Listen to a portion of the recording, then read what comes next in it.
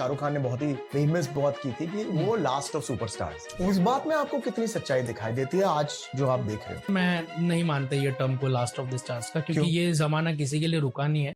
मैं स्टेटमेंट से बिल्कुल भी अग्री नहीं करती हूँ कि आगे भी कोई ऐसा सुपरस्टार आएगा, particularly in Hindi film industry, जो शाहरुख खान या उनसे पहले जो भी हिंदी सिनेमा के आइकॉन्स हुए हैं लाइक दिलीप कुमार, देव आनंद, राजेश खन्ना, अमिताभ बच्चन, कोई उनके स्टारडम को बीट करना तो दूर कोई टच भी कर पाएगा। और ऐसा इसलिए है क्योंकि स्टारडम अब सिर्फ स्टारडम नहीं रह गया है, बल्कि एक क्यूरेटेड बिजनेस बन चुका है। और बॉलीवुड एक ऐसी जगह जहां पर किसी भी एक्टर का सक्सेस प्लानिंग, ब्रांडिंग, पीआर और मार्केटिंग के प्लान के थ्रू ही एग्जीक्यूट होता है। तो आज इस वीडियो में इसी चीज के ऊपर बात करेंगे कि कैसे आज के टाइम पर stars are not born, instead they are manufactured. आज PR and marketing agencies, film publicity teams, producers, directors and actors सबके सब सिर्फ एक परसेप्शन गेम को रिग करने में लग गए हैं, जिससे क्लियर हो जाता है कि स्टारडम अब सिर्फ एक प्रोडक्ट बन चुका है और एक बॉलीवुड सेलिब्रिटी बस एक ब्रांड। लेकिन अब हिंदी सिनेमा के एरा को जरा रिवाइंड करके देखो। सुपरस्टार बनने का कोई फिक्स फॉर्मूला नहीं होता था। राजेश खन्ना, अमिताभ बच्चन, गोविंदा, सलमान खान, शाहरुख खान सबने अपनी एक अलग पर्सनालिटी ऑडियंस के सामने रखी through their personal and professional choices, और हर किसी ने अपने लिए एक न्यू नीश को एस्टैब्लिश किया। राजेश खन्ना एक रिलेटेबल चार्म लेकर आए। उन्होंने ऐसा सुपरस्टारडम देखा जहां पर उन्हें खून से लिखी हुई चिट्ठियां मिलती थी। अमिताभ बच्चन वो एंग्री यंग मैन बने जो उस टाइम की ऑडियंस के लिए एक एस्पिरेशनल पर्सनालिटी होती थी। उनका स्टारडम ऐसा रहा कि एक टाइम पर उनके लिए पूरा देश प्रे कर रहा था। सिमिलरली शाहरुख खान वो सुपरस्टार रहे जिन्होंने रोमांस को एस्पिरेशनल बनाया। इवन अपने कैरेक्टर चॉइसेस से उन्होंने एंटी हीरो आर्क को मेन स्ट्रीम बनाया। तो ये सब अपने अपने एरा के सुपरस्टार प्रोडक्ट्स रहे और उनका स्टारडम भी इसीलिए ऑर्गेनिकली ग्रो हुआ। अनलाइक द सिनेरियो टुडे जहां पर much of the so called self made superstars are manufactured. ये लोग अपने लेवल पे अकॉर्डिंग टू देम तो सक्सेसफुल स्टार्स हैं, लेकिन इमेजिन करके देखो कि अगर ये लोग किसी और एरा में होते तो क्या ये इतने रेलेवेंट या फिर इतने पॉपुलर होते? स्मार्ट पीआर और सोशल मीडिया प्रेजेंस ने उन्हें डेफिनेटली हेल्प तो किया है, लेकिन उसका डाउन साइड यही है कि आज आपको स्टार्स तो बहुत मिल जाएंगे, लेकिन सुपरस्टार शायद एक भी नहीं। अब ये सुपरस्टार या स्टारडम डिफाइन कैसे होता है? Stardom today is become manufactured product. In my understanding, like as a producer, if I'm styling a star, then I expect him to fill seats. Salman, I think, is just stardom. देखो, इस पे बहुत से लोगों के बहुत से opinions हैं, बट कंसेप्चुअली अगर देखा जाए तो स्टारडम बहुत सी चीजों से मिलके बनता है। It's a combination of box office power and a larger than life persona. मतलब आपकी वजह से कितनी ऑडियंस थिएटर तक पहुंच रही है, क्या आपके अंदर वो एक्स फैक्टर है, क्या आपके अंदर वो पब्लिक अपील है जिससे आप कुछ कल्चरल इंपैक्ट छोड़ पाओ और जिससे आपका एक लॉयल फैन बेस बन सके। हाँ, टैलेंट एक एडेड फैक्टर हो सकता है, पर एक डिफाइनिंग फैक्टर नहीं, क्योंकि बहुत से टैलेंटेड एक्टर्स हैं हिंदी फिल्म इंडस्ट्री में जिनके पास वो स्टारडम नहीं है। Same is the other way around. पर बॉलीवुड के कंटेक्स्ट में आज मैन्युफैक्चर्ड स्टारडम का मतलब है एक मॉडर्न परसेप्शन जहां पर एक एक्टर के फेम को जनरेट किया जा रहा है, सिंथेसाइज किया जा रहा है through marketing, PR and social media. जैसे आजकल आपने एक टर्म सुना होगा, ऑरा फार्मिंग, जिसका मतलब होता है प्रोजेक्टिंग अ कूल वाइब। मतलब आज के टाइम पे आप अपने ऑरा या पर्सनालिटी को कस्टमाइज कर सकते हो, क्यूरेट कर सकते हो अपने प्रेजेंस को ऑनलाइन या ऑफलाइन, जैसा भी आप चाहते हो,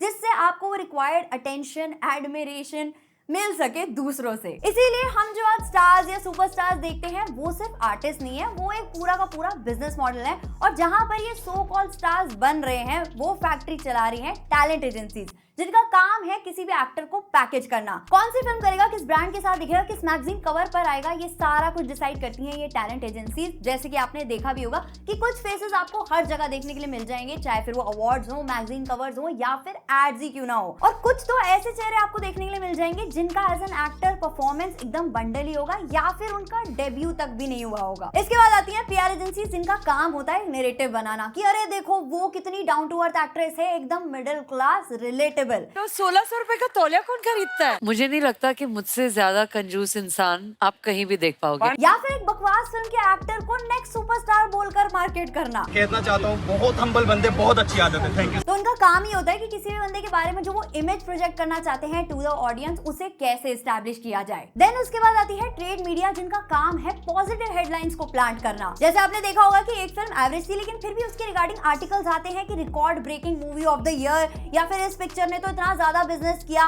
पर एक्चुअल में नंबर्स बहुत अलग होते हैं। सिमिलरली आपको आर्टिकल्स की ऐसी रिग्ड हेडलाइंस भी मिल जाएंगी जहां पर क्लियरली किसी प्रिविलेज बंदे को ही पुश किया जा रहा होगा। और इस सब के साथ साथ आते हैं हमारे फिल्म अनफेयर अवार्ड शोज, जो अवार्ड शोज कम और ब्रांड इंटीग्रेशन फेस्ट ज्यादा बन चुके हैं। Original smile, fair and lovely, special partner Balaji way. क्योंकि यहाँ पर क्लियरली रियल सिनेमा को इग्नोर किया जाता है और हल्की फुल्की परफॉर्मेंस के लिए अवार्ड्स को बस ऐसे ही बांट दिया जाता है, जिसके रीसेंट एग्जांपल्स है जैसे नेशनल फिल्म अवार्ड्स में केरला स्टोरी को बेस्ट सिनेमेटोग्राफी के लिए अवार्ड दिया गया, while ignoring larger scale films like Aadu Jeevitham. और अभी रिसेंटली जो फिल्म फेयर अवार्ड्स भी हुए थे उसमें आलिया भट्ट का भी सिमिलर केस रहा, जहां पर एक डेकेड में उन्होंने 8 फिल्म फेयर अवार्ड्स जीते हैं। हाँ, कुछ तो कंप्लीटली डिजर्व थे, लेकिन कुछ क्वेश्चनेबल भी रहते हैं, जैसे उन्होंने इस साल जिगरा के लिए अवार्ड जीता, जहां पर उनका परफॉर्मेंस उनके कंपेटिटर परफॉर्मेंस के हिसाब से उतना भी अच्छा नहीं था जिसके लिए उन्हें वो अवार्ड दिया गया। तो क्लियरली इंडस्ट्री उन्हें पिक करती है जिन्हें वो प्रमोट करना चाहती है रादर देन जो डिजर्व करते हैं। अब चलो, ये सब तो पहले से एग्जिस्ट करता था, लेकिन मार्केट में अब नए नए टैक्टिक्स आ गए हैं, like paid crowds, perfectly curated Instagram post and viral clips, जो हमारे लिए सिर्फ एक इल्यूजन क्रिएट करता है कि देखो ये कितने टैलेंटेड एक्टर्स हैं, या फिर ये इतने बड़े स्टार्स हो गए हैं कि इनकी इतनी लंबी चौड़ी फैन फॉलोइंग है। स्पेसिफिकली पैंडेमिक के बाद से इन सो कॉल्ड स्टार्स और इनकी पीआर एजेंसीज ने नए नए तरीके ढूंढे हैं जिसमें असली पॉपुलैरिटी कम और दिखावा ज्यादा दिखता है। और इस सब का सबसे बड़ा रीजन है बॉलीवुड की पीआर मशीनरी। तो करीब 2 डेकेड्स पहले पीआर फर्म्स ने बॉलीवुड में अपनी नई नई शुरुआत करी थी, जिनका काम था एक एक्टर को और ज्यादा विजिबिलिटी देना। इनकी तादाद बढ़नी शुरू हुई 2010s में, लेकिन पैंडेमिक के बाद से तो भाई बुरा ही हाल हो चुका है,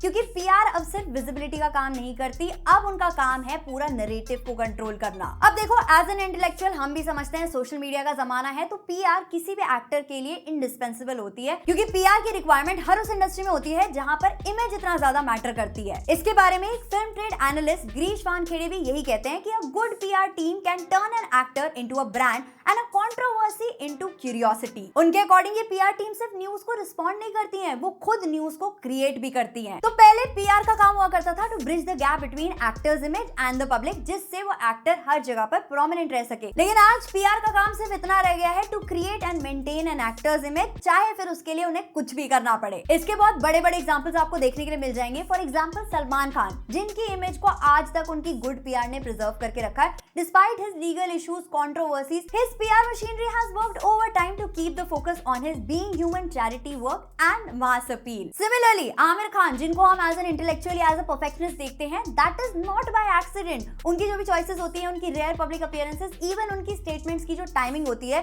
that is all part of a bigger strategy, जिससे उनकी image हमेशा clean और thoughtful रह सके। इसके अलावा time and again ये PR stunts होते रहते हैं, जैसे विक्रांत मैसी का वो रिटायरमेंट ड्रामा, जहां पर सोशल मीडिया पे उन्होंने पोस्ट कर दिया था कि अब वो रिटायरमेंट ले रहे हैं, लेकिन कुछ हफ्तों बाद वो सेट पे नजर आया और वहां पर उन्होंने क्लैरिफाई कर दिया कि वो सब कुछ एक मिसअंडरस्टैंडिंग था। तो न्यूज में तो रहे, लेकिन पिक्चर उनकी फिर भी हिट नहीं हुई, लेकिन कमबैक हुआ उनका इस गाने से। मोदी है तो मुमकिन है। नेक्स्ट जिस चीज में पीआर का बहुत बड़ा रोल होता है वो है सोशल मीडिया इन्फ्लुएंस। आजकल किसी भी एक्टर की सोशल मीडिया प्रेजेंस पे एक सिग्निफिकेंट फोकस डाला जाता है कि उस एक्टर के पास कितने फॉलोअर्स हैं, रादर देन कि उसके पास टैलेंट है भी या नहीं। एक एयरपोर्ट लुक से लेकर एक ट्वीट तक आजकल सब कुछ कैलकुलेटेड होता है, जिससे किसी भी एक्टर का एक पर्टिकुलर पर्सोना ऑडियंस के माइंड में फिट किया जा सके, फिर चाहे वो एक इंटेलेक्चुअल का हो या फिर एक रेबेल का, जो भी उस टाइम पे ट्रेंड में चल रहा होगा, जो भी ऑडियंस के साथ क्लिक कर रहा होगा, उसी टाइप का एक परसेप्शन ऑडियंस के दिमाग में बनाने की कोशिश की जाती है। आपने वो इंटरव्यू से देखे होंगे जहाँ पर बातों का ऐसा कोई सेंस नहीं बैठता है, बस भर भर के हिंदी के वर्ड्स डाले जाते हैं। अनुभव के लिए मैं गई थी, मुझे सिर्फ ये नजरिए से ना देख, जिससे उस बंदे की एक ग्राउंडेड इमेज बनाई जा सके, लेकिन कहीं ना कहीं पता चल ही जाता है कि ये सब कुछ स्क्रिप्टेड या फिर रिहर्स्ड ही था। और आजकल पेड क्राउड्स और इवेंट्स का तो एक नया चलन चल पड़ा है, जहाँ पर एजेंसीज लोगों को हायर करती है जिससे एक आर्टिफिशियल हाइप क्रिएट की जा सके to boost their visibility and popularity. इसीलिए आजकल एक्टर्स के ऑर्गेनिक फैंस हो ना हो, पेड फैंस जरूर होते हैं।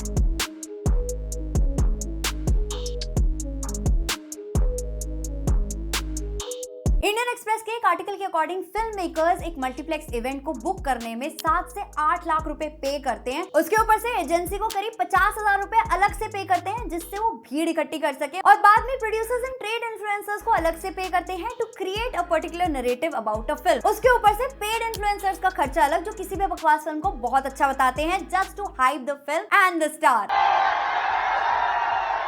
इसके अलावा इन इवेंट से फोटोज एंड वीडियोस को वायरल किया जाता है, ऑनलाइन पुश किया जाता है, जहां पर ये स्टार्स अपने फैंस के साथ इंटरैक्ट करते हुए नजर आते हैं। तो भले ही कुछ लोग फिगर आउट कर पाते हैं कि ये पेड ऑडियंस थी, लेकिन आज भी ऐसे लोग हैं जिनको ये चीज नहीं पता होती और वो लोग उसी तरह से उस स्टार के स्टारडम को देखते हैं। इवन जो आप मीम्स देखते हो, शेयर करते हो, जो पहले ऑर्गेनिक हुआ करते थे, आजकल वो भी स्ट्रेटेजिकली प्लेस किए जाते हैं। एक डिजिटल एक्सरसाइज की तरह मीम्स को बनाया जाता है, शेयर कराया जाता है, जिससे लोग उस स्टार से और ज्यादा रिलेट कर सकें। और ऐसे ही कितने सेल्फ मेड स्टार्स के आपको लाइव एग्जांपल्स देखने के लिए मिल जाएंगे, जिनको रिपीटेड ऑनलाइन क्रिटिसिज्म मिला है, लेकिन उसके बावजूद उनको मल्टीपल प्रोजेक्ट्स मिल रहे हैं under major banners. 1000 films that she's doing, 1.5 साल तक डेट्स नहीं है इसके पास। That too with other popular industry actors. Despite multiple flops, इन्हें बड़े बजट की, बड़े प्रोडक्शन हाउसेस की फिल्म्स कंटिन्यूअसली मिलती जा रही हैं, जबकि इनकी एक्टिंग को फ्रीक्वेंटली स्क्रूटनाइज किया जा चुका है। इनकी एक्टिंग को ऑडियंस सिरे से नकार चुकी है। Hate on me for nepotism. I'm not going to shy away that I'm Chunky Pandey's daughter. तो अब जब हम इतना कुछ देख चुके हैं, what actually needs to change, जिससे ये सिचुएशन रिवर्स हो सके और हमें असली स्टारडम देखने के लिए मिल सके, उसके लिए कुछ सॉल्यूशंस हैं। पहला, transparent casting calls and auditioning, जिससे न्यू टैलेंट, न्यू फेसेस को भी एक फेयर चांस, एक फेयर एक्सेस मिल सके। दूसरा, merit based award, independent jury होनी चाहिए जो किसी भी पीआर इन्फ्लुएंस में ना आए और इन डिजर्विंग लोगों को अवार्ड मिल सके जो एक्चुअल में अपनी क्राफ्ट के लिए रिकॉग्निशन डिजर्व करते हैं। तीसरा है मीडिया रिस्पॉन्सिबिलिटी। मीडिया को ये समझना बहुत जरूरी है कि वो स्टार किड्स को ही कॉन्स्टेंटली कवर ना करते रहें, जो आउटसाइडर्स हैं उन्हें भी इक्वली कवर करें, जिससे उन्हें भी ऑडियंस के सामने वो फेयर विजिबिलिटी मिल सके। Next of course, producers and film makers को meaningful ideas and content driven films को फंड करना चाहिए with fresh faces rather than just going after the star value. और इस चीज के लिए एज एन ऑडियंस हमें भी अपने अंदर चेंज लाना पड़ेगा, जहां पर हम सिर्फ नाम को वैल्यू ना करें, instead meaningful content and fresh talent को सपोर्ट करें। तो इसके अलावा आपको क्या लगता है कि इंडस्ट्री को आज के टाइम पर अडॉप्ट करना चाहिए, जिससे इंडस्ट्री और ऑडियंस का वो कनेक्ट बन सके, वो रियल स्टारडम हमें देखने के लिए मिल सके, वो असली सुपरस्टार हमें वापस से मिल सके? क्योंकि देखो, PR can get somebody in, लेकिन उनकी परफॉर्मेंस पे ही डिपेंड करता है कि वो उस मुकाम पे कब तक टिकेंगे। कोई तो आएगा, नया आएगा जो कि नेक्स्ट जनरेशन को ज्यादा अच्छा लगेगा। And over the last few years Bollywood की पीआर ने जो भी टैक्टिक्स अप्लाई किए हैं, उससे जो सुपरस्टार टर्म की वैल्यू थी ना, वही आज लूज होती हुई दिख रही है। आजकल किसी भी यंग एक्टर जिसके पास 2-4 हिट्स भी हैं, उसको ही सुपरस्टार की कैटेगरी में डाल दिया गया है, जबकि हमें पता है कि जो सुपरस्टार का टैग है, लाइक शाहरुख खान, अमिताभ बच्चन, रजनीकांत, वो सालों की मेहनत से आता है, सिर्फ इन फेक टैक्टिक्स से नहीं। अमिताभ बच्चन और रजनीकांत के टेम्पल्स बने हुए हैं, लोग आज भी उनकी पूजा करते हैं। इवन जब शाहरुख खान के बेटे आर्यन खान को अरेस्ट किया गया था, then the entire nation was praying for his release, जैसे वो उनका अपना हो। तो ये वो चीज है जो सुपरस्टार्स ने अर्न करी है। जो जनता का प्यार है, ये कहीं पर भी मैन्युफैक्चर नहीं किया जा सकता, इसको सिर्फ कमाया ही जा सकता है। एंड ये चीज जितनी जल्दी इस जनरेशन के स्टार्स और उनकी पीआर टीम समझ पाएंगी, उतना ही भला बॉलीवुड और ऑडियंस का होगा। तो इसीलिए आज एज एन ऑडियंस हम डिसाइड कर सकते हैं कि हमें फेक हाइप चाहिए या फिर रियल क्राफ्ट। और एक चीज जो उन्हें डेफिनेटली समझनी पड़ेगी, वो ये है कि stardom is not something you are born into. It's about कि आप क्या डिलीवर करते हो, जनता का प्यार कितना कमाते हो और अपनी क्राफ्ट को कितना रिस्पेक्ट करते हो। तो इसीलिए आज एज एन ऑडियंस हम डिसाइड कर सकते हैं कि हमें रियल स्टारडम चाहिए या फिर फेक हाइप। आपके जो भी थॉट्स हैं वो आप कमेंट कर सकते हो। अगर इसी टाइप का कंटेंट आपको पसंद है तो वीडियो को लाइक कर सकते हो और चैनल को सब्सक्राइब कर सकते हो, सो दैट हम मिल सके